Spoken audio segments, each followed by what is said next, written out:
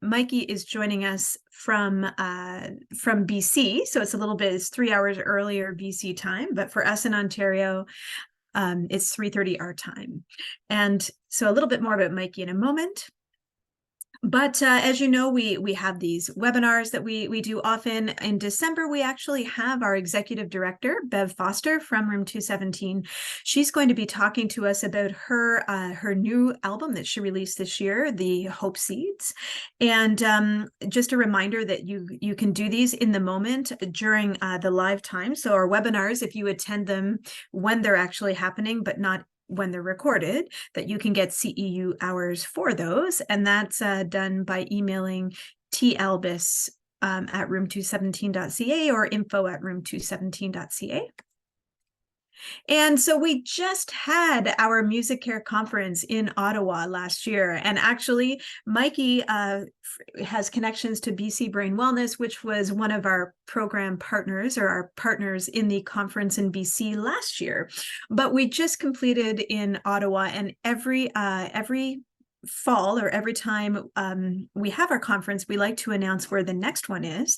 And so we're thrilled to be keeping the conference on our home backyard in a way. We're in Port Perry formally as an organization, but Toronto's in the backyard, you could say, or the side yard of Port Perry. So we're thrilled to announce that. We don't have any more details yet. We're still organizing partners and location and all that fun stuff. So yes, but you will be glad, and we will be glad to host that from Toronto. We also have our masterclass coming. Well, I'll say training first. We do have our Music Care training. Level 1 is a standard 2-day training. Level 2 is also a 2-day training, and level 3 is a 6-week mentorship through a Music Care initiative. So if you're interested in level 1, we have one coming up in February. That's February 12th and 13th. If you are a level 1 and you'd like to move on to level 2, you can join us in March, or level 3 is kicking off in January. And we have a beautiful masterclass coming up with music therapist, singer-songwriter Victoria Di Giovanni. Victoria recently presented her research at the Music Therapy Congress in BC. I'm making all the BC connections for those of us joining, and just a shout out to Mikey, who's joining us from BC today. Anyway, she is the music therapist for Vaughan Hospice, and she'll be talking about songwriting and creativity for those that are not experienced in songwriting. And that's it's Wednesday, December the 7th. Let me just double check that. My apologies, this will just take 2 seconds. Yes, it is going to be, it's the 6th of December, Wednesday, December 6th. My apologies. And we have a great case study coming out, Alzheimer's Society of Peel. The results were incredible. They are the first certified organization at gold standard.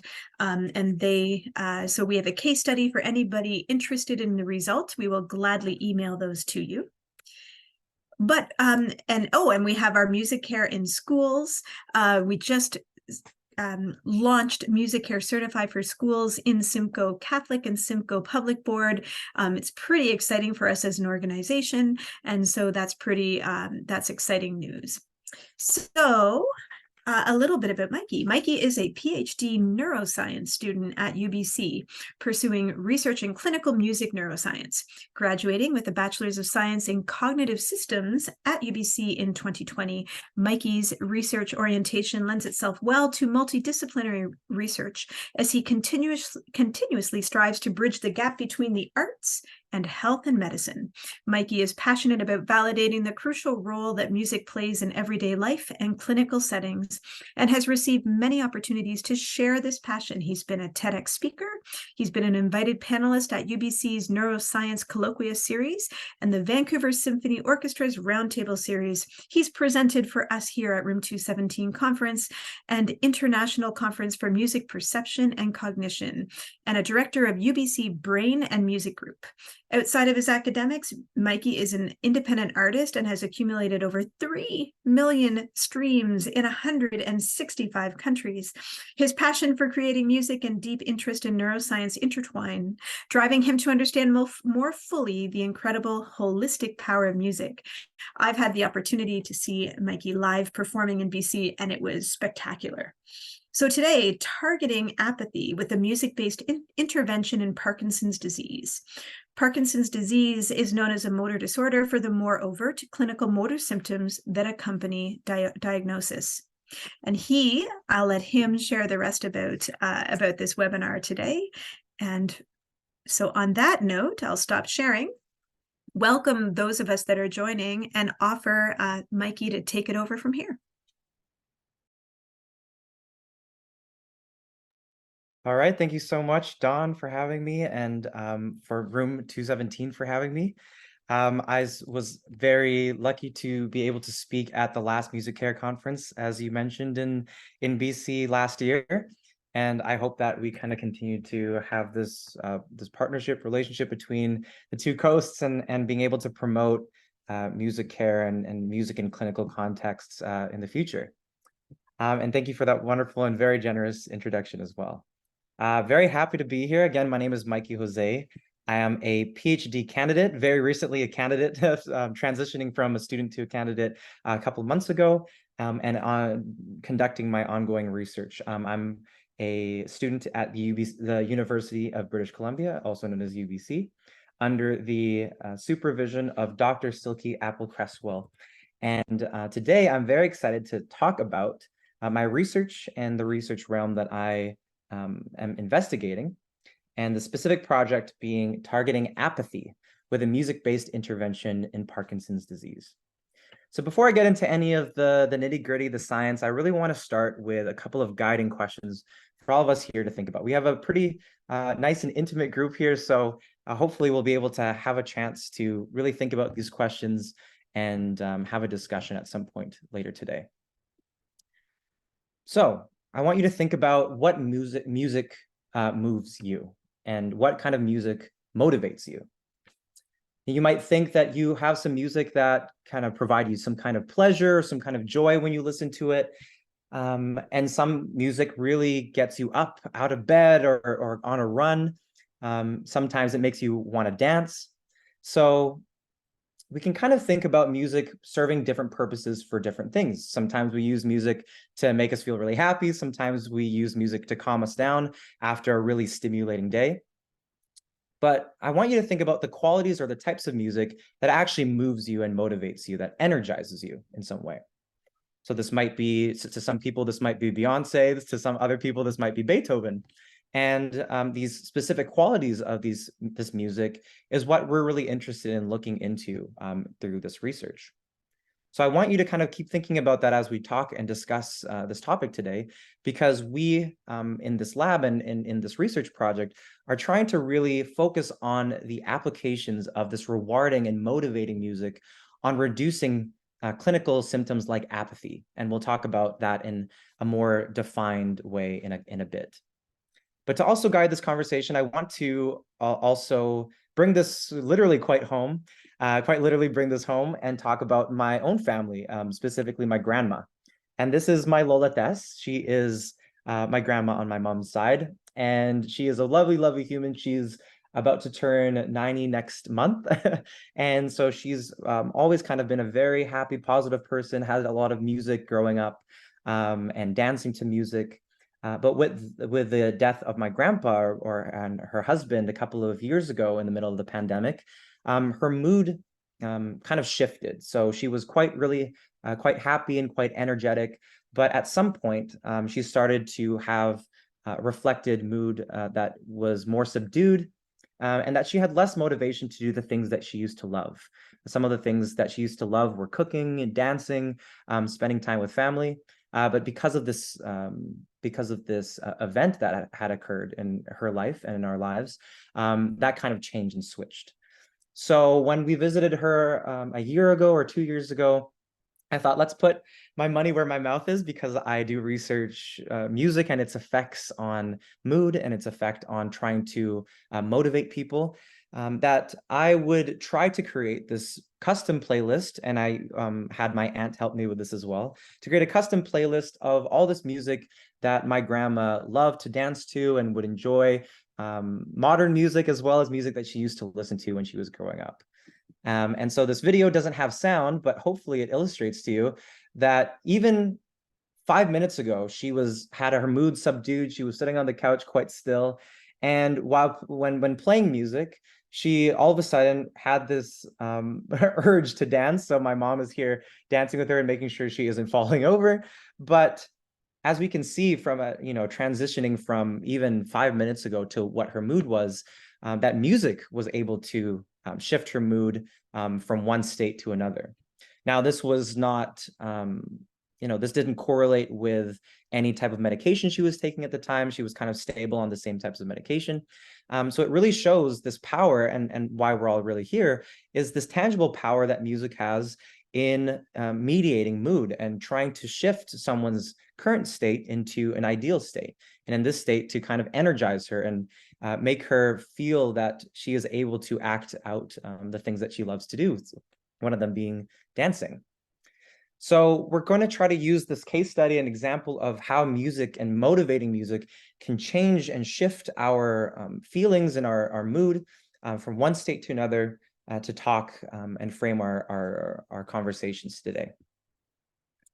So the first thing I'll talk about today, and an overview what we'll be talking about today, is looking at the background of the current study that I'll be talking about today, which is targeting apathy and Parkinson's disease specifically, and I'll talk about that in a bit.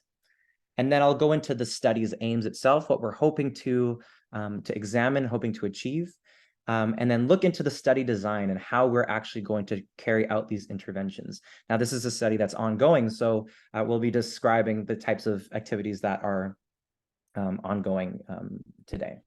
And then finally, we'll talk a little bit about the outcomes and significance, how we can use the results of this study that will hopefully be carried out within the next year or so, and how we can transfer that knowledge to validate the use of music and music-based interventions in clinical spaces, as well as in general in spaces where there are clinical populations or older adult populations. Now, to start off with a little bit of background, I'm looking into apathy and Parkinson's disease. Now, if you're not familiar with Parkinson's disease, it's really known as a motor disorder. So things like resting tremor, dyskinesia, rigidity, these are types of things that are associated with Parkinson's disease. But what is also quite common in Parkinson's are non-motor symptoms. And this includes symptoms like apathy. And we'll define apathy today as a decreased motivation or a decreased goal-directed behavior.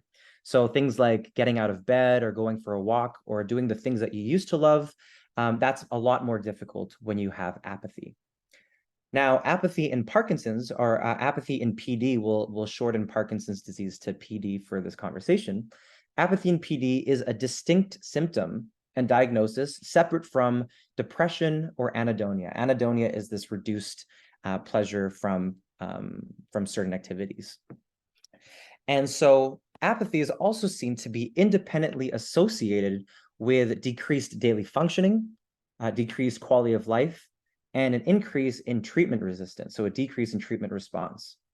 So it seems like apathy paired with Parkinson's disease leads to a lot of this dysfunction in both daily living as well as the motor symptoms. Now, the prevalence of apathy in PD is quite high. Even in early stages of PD, we see that about 1 in 4, or about 25% of people with PD in early stages have some kind of apathy and have clinical apathy. And throughout time and throughout disease progression, we see that this number increases. So in late PD stages, we see about 60% of people with PD exhibiting apathy and exhibiting clinical signs of apathy. Now, we can maybe delve into this in discussion a little bit later, but in terms of the underlying mechanisms, the science of why we think that apathy is prevalent in PD is because in PD, we have a system that of chemicals that regulate both movement and motivation. And so movement is obviously affected in Parkinson's and PD, but it seems that the same chemical system that helps facilitate movement also affects motivation as well. So those who have apathy in Parkinson's disease, it seems like there's this overlap of this chemical system that's imbalanced that affects both movement and their motivation. Now, you might ask, what are the current treatment options for apathy in PD? So right now, there's a drug that's called rivastigmine that's used in other clinical populations, such as Alzheimer's disease. That's more of a pharmacological treatment for cognitive aspects of the disorder.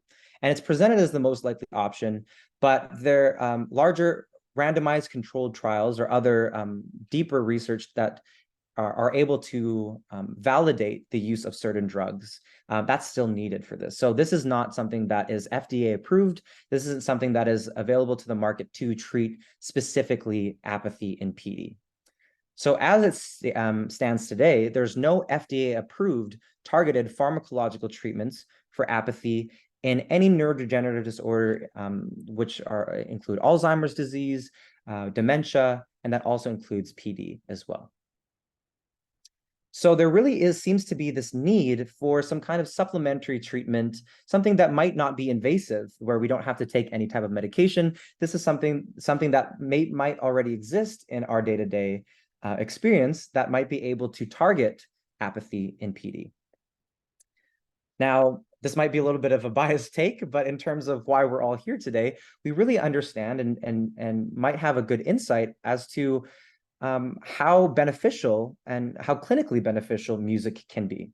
And so this is a plethora of different papers that have looked into the clinical effects of music therapy, but also receptive music-based interventions like just listening to music, and how that can treat many different clinical conditions. But specifically, what has been shown is that music can also reduce apathy in clinical populations. Now, a lot of this research kind of covers that music can work, but not a lot of them answer the question of how music works or how music actually impacts the brain. Now, this is a really critically important question to ask, because knowing how a tool like music can impact the brain can help scientists and researchers now build and form targeted treatments for specific conditions. So you would perhaps give a different treatment or a different type of music therapy for someone who has Parkinson's disease with apathy than someone who has Alzheimer's disease or who has schizophrenia or who has depression. So in terms of understanding how the brain interprets music, it's a really important question. And this is something that hasn't been looked at in terms of music and Parkinson's and apathy. Now, when we do look at the science of things, we really see that the parts of our brain that are important for processing motivation and reward, as we talked about, are activated when we listen to pleasurable music. And so first, what I'll do, we'll kind of ignore that picture on the right for now. But what I'll do now is I'll play a very short excerpt of a piece from Beethoven's Fifth Symphony. And hopefully, what I want you to do is to kind of close your eyes and try to think about how this piece of music makes you feel.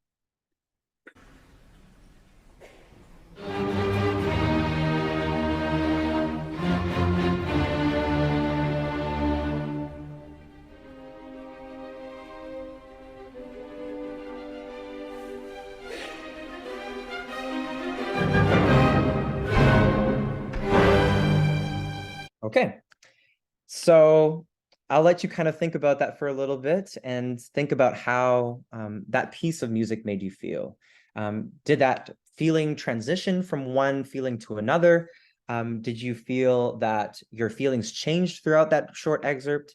Was there any kind of anticipation that you were experiencing? Now, to kind of discuss what researchers did in this one study, in Salampur and colleagues had examined the effects of this type of rewarding or pleasurable music and what that does to how that's processed in our brains. So what we see here on the right side is what is called an fMRI, or a functional magnetic resonance image. Now, that's very fancy words to basically say that it's an MRI, which is something that some of you might have taken if you've ever gotten injured or ever been done in a clinical setting. And it's basically a picture of your brain. It looks at the structures of your brain. Now, the functional part, the F part of fMRI, looks at what is called the BOLD response, which stands for the blood oxygen level dependent response. Now, again, basically what we're looking at is a correlate of brain activity. So everything that we see here that's kind of lit up in this bluish color exemplifies the parts of the brain that are activated when conducting a specific task, and in this case, when listening to a pleasurable piece of music. Now, what we're seeing here, and what I can point out to you, is that these areas that are highlighted in blue, the functional part of this image, is showing activation in the parts of our brain that process other pleasurable stimuli, things like food, drugs, and other types of stimuli that are processed as rewarding. And so what we can see is that there are different areas of the brain that are highlighted in anticipation of a certain drop in the music. So in Beethoven's Fifth, when we were listening to that, the climax was the experience at the end of when the music left on an unsettled note, and the anticipation of that when there was this crescendo or this building up of musical anticipation. We can see that there's different activation in the brain in those in anticipation versus the actual experience of this climax of the music. Now, I can also ask you, in that piece or in other pieces that you can think of that are pleasurable or motivating, do you ever feel the chills when you're listening to this type of music? Now, in this study, they also saw that with this activation in the reward areas of the brain, they also reported, participants who were listening to the music in the scanner also reported feeling chills when listening to this type of music. So together, this really shows us that this physiological response, something that happens to us that indicates to us that we are experiencing something that's really happy and pleasurable, this is something that can be reflected in our brain activity. So basically with all this to say is that there are regions of our brain that are important for processing rewarding stimuli, rewarding things, and music seems to fit the bill here. So music seems to be processed by these same areas of our brain. So we do know that rewarding and pleasurable music activates this reward network. It turns out that other research has revealed increased functional connectivity, or also known as the brain's crosstalk, between the auditory and reward centers. So there are auditory centers in our brain that process sound, and there are reward centers that process rewarding stimuli like music or like food.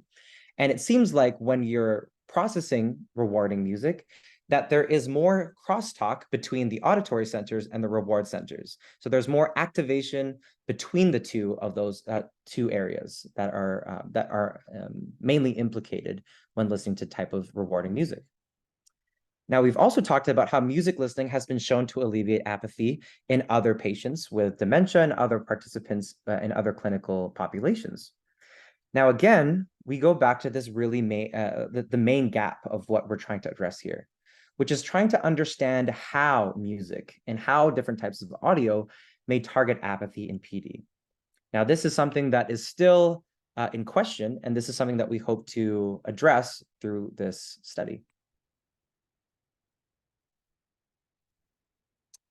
So now our main research aim is to really understand how audio and music may work to alleviate apathy in PD. So the main aims of our study are to look at brain connectivity differences in PD with and without apathy. So this is not listening to music. This is basically just looking at brain activity of those with PD without apathy, and those with PD with apathy, and seeing the baseline differences, what we see in terms of these fMRI images baseline. Our second aim is to then look at the effects of audio stimulation, like music, on different measures of apathy. So then we go under the scanner and look into brain activity and see if there are any differences between music listening and non-music listening on the brain and the types of activity that are activated. Our aim 3 is to observe any changes over an 8-week audio listening intervention period. So during this time, we're going to be assigning people to one of 2 different groups, and I'll talk about that in a bit as well.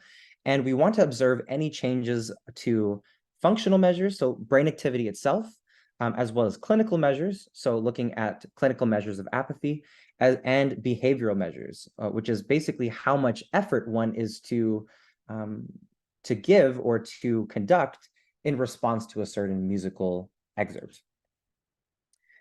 Finally, we want to test any lasting effects of the intervention after you stop listening to music. So after 8 weeks of listening to music, they will stop for 4 weeks, and we want to see if there's any lasting or residual effects of this intervention. And I'll go into all that in a little bit more detail when we get to the study design. So again, we're using a technique called functional MRI or fMRI. And this very awesome looking scanning unit is what we use. Participants lie down on this flat bench, and they have their head surrounded by a coil, which kind of goes and sticks into this very, very strong magnet. And the strong magnet allows us to gain images like this that we saw a little bit earlier as well. And so we can look at brain activity when people are conducting a specific task. In this case, we're going to be seeing how the brain interacts and the brain reacts to different types of music. So the study design for this research is as follows.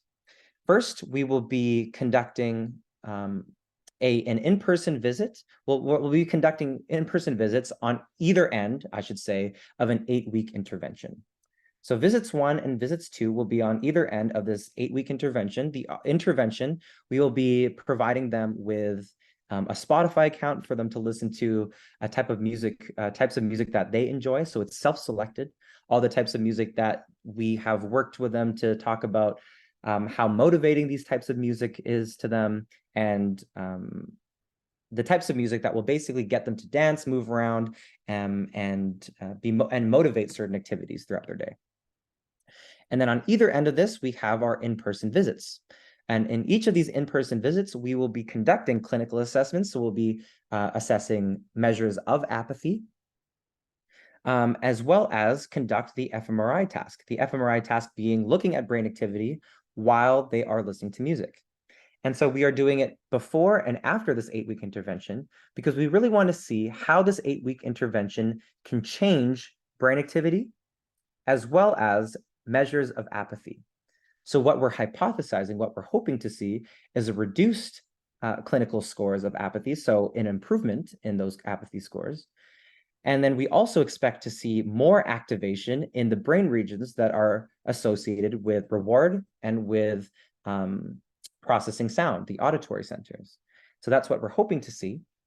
And then finally, we have this 4 weeks off period because we want to see if people stop listening to music constantly. We want to see if these effects of music listening carry out over time. Now, our hypothesis is that actually, with stopping listening to music over time, that these clinical assessment scores will kind of go back down to their baseline. And so what we're hoping to see and what we're hoping to promote is the continued use of music as a supplementary tool clinical tool for treatment. So hopefully what we see is that we rationalize using music over longer periods of time because it's so easy to administer and it's non-invasive, that we continue to use music to as a supplementary clinical tool so that we continue to see these improvements over long periods of time.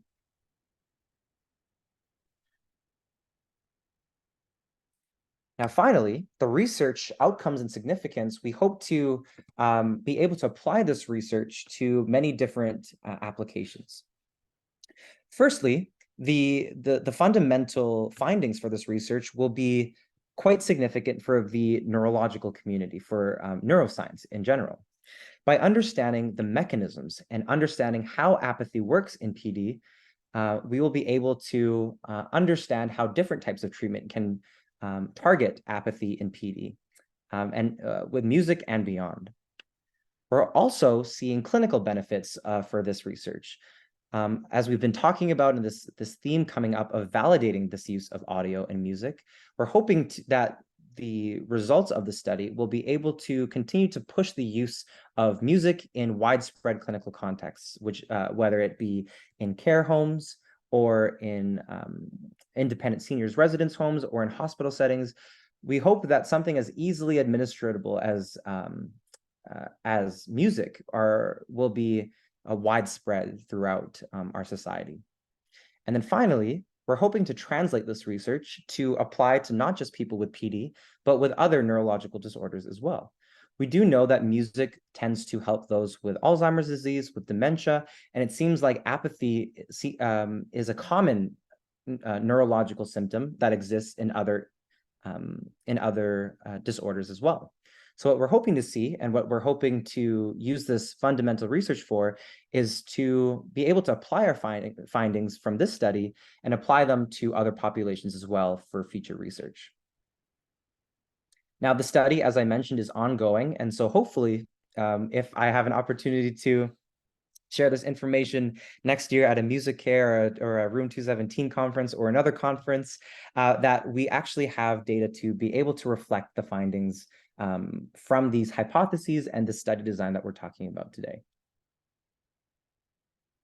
So today I'm hoping that I was able to spark a little bit of a conversation in yourselves as well as the people around you about the value and the power that music has in shifting emotion and shifting emotional states, as well as a motivational tool in different settings. So I'd like to thank the BC Brain Wellness Program, which I am a member of, as well as the Pacific Parkinson's Research Institute, where I conduct my research. And I would like to give a special thanks to Rick's Heart Foundation for providing the funding for us to be able to ask these very important questions and get to the bottom of these things that might be able to help clinical populations throughout Canada and hopefully throughout the world. Special thanks to Dr. Apple Cresswell, my supervisor, Dr. Lara Boyd, my co-supervisor, and Dr. Psyche Louie, who I'm working with in the Mind Lab at Northeastern University in Boston, who has given a lot of insight as to pursuing these types of questions. So I'd like to now open the floor for questions or discussion. I know, again, this is a little bit of an intimate group, so if anybody has any burning questions about this research or anything related, I'd be happy to share my thoughts and talk about it. Thank you. Great. Thank you, Mikey, so much. Yes, and we'll open up if anybody wants. There's two ways. You can just unmute yourself and turn your camera on, or just unmute yourself and simply jump in and ask a question, or you can throw a question in to the chat and I will moderate a discussion. I have one out of the gates, and it happened at the very beginning.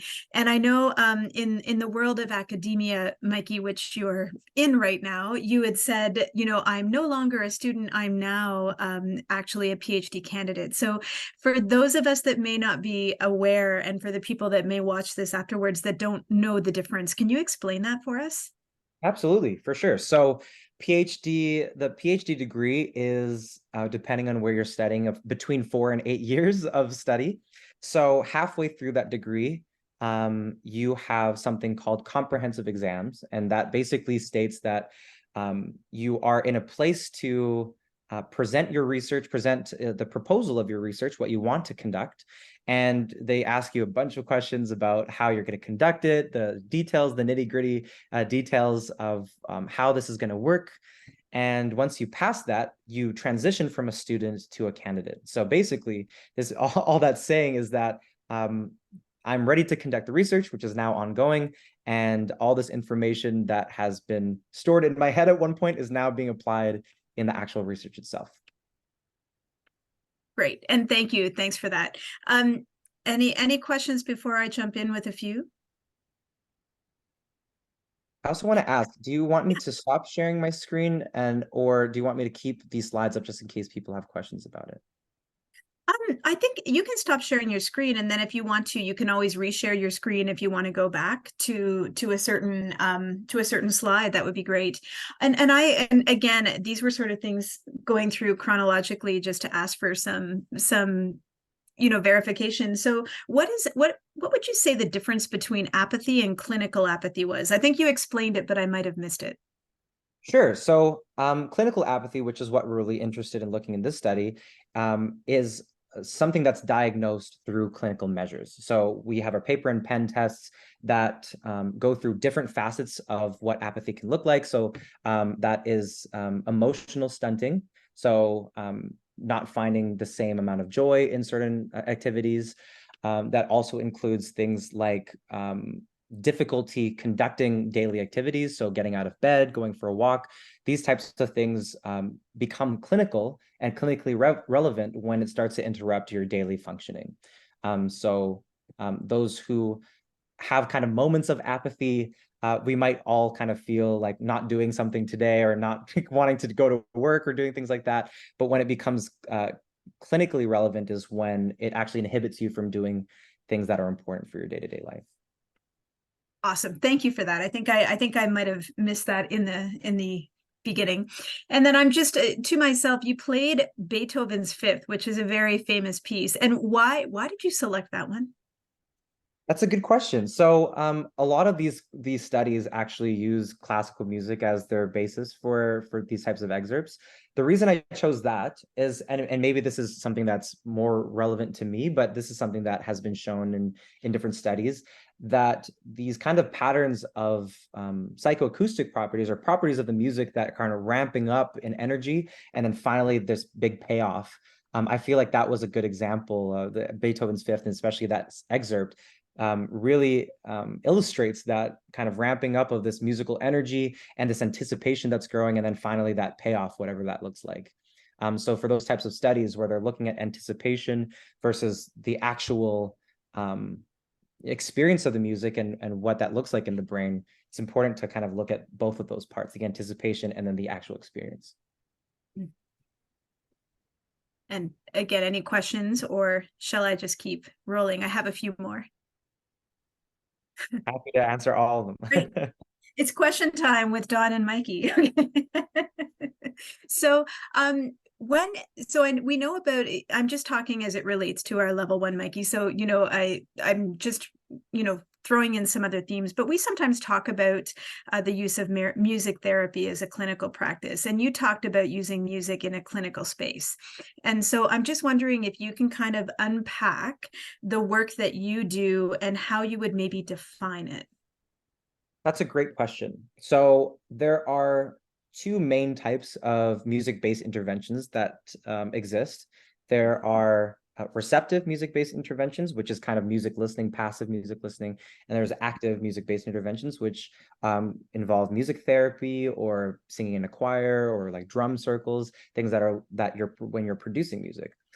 So the work that we're looking at, because of its scalable nature, because of its accessibility, is the receptive music-based intervention. So just listening to music, assigning or creating a Spotify playlist or an Apple Music playlist with people. This is something that's super, super accessible.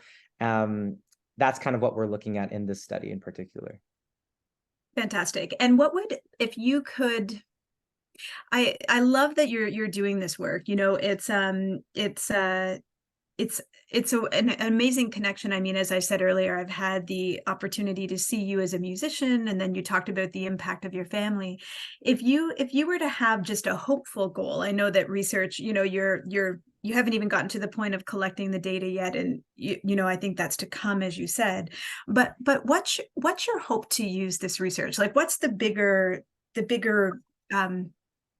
connection for you personally? Yeah. So the reason to be fair, the kind of these personal connections to music really draw out these scientific questions. So really the musical side of me, the thing that's outside of academia, really inform the questions that I want to ask in academia. So selfishly and also as a motivator for why I like to do this research, again, kind of just talking about the main goals of this study is to validate this use in clinical settings. This is something that was kind of not frowned upon, but something that had a little bit more controversy in clinical spaces and clinical settings, to actually think about investing in these types of musical interventions and tools, like just giving out iPods or giving out Spotify accounts to people in clinical settings, because people in clinical spaces or in the medical world might not see the empirical evidence that backs up that music can be used as a tool in these spaces. They kind of look first at pharmacological treatments or other treatments that are very medicine-based. And I think that my hope and my desire for this type of research, which continues to be more common around the world, is that we continue to push the validation and the scientific validation of this type of intervention that's, again, super accessible, super non-invasive, into clinical spaces. So hopefully this is something we when we enter a senior's home or a senior's residence or things like that, that everybody has their own Spotify accounts, that everybody's listening to their own types of music, that they're enjoying that with their families. And that's something that hopefully can be subsidized by government programs and nonprofits and private sector as well. And so if we were, now that we've met you and you sort of have presented to our community, if we wanted to keep in touch with you, or how long in the future do you think it will be when you'll be able to come back and present on the findings of your research? Well, hopefully. So actually, we are collecting data as we speak. So we have our first brain scans, which is really exciting. Hopefully, as soon as a year from now, we will have some kind of preliminary data that we can share. We'll probably not have, we're looking for 50 participants, and that's kind of our number that we're looking at.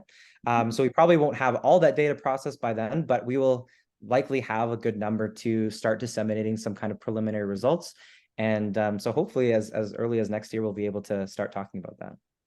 That's great. We'd love to have you back. It was a really compelling presentation, and we'd love to have you come back and actually walk us through your findings, and the themes and whatever you find in your research as a result.